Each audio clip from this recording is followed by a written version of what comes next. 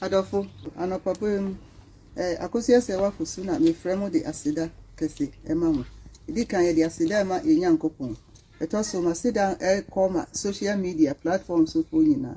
Etoso me de Ghana fo nso nyina adofo nyina so me damase. Legal wives for husband. Adofo nyina mintumi ka edinsa mebobo a mintumi mobo.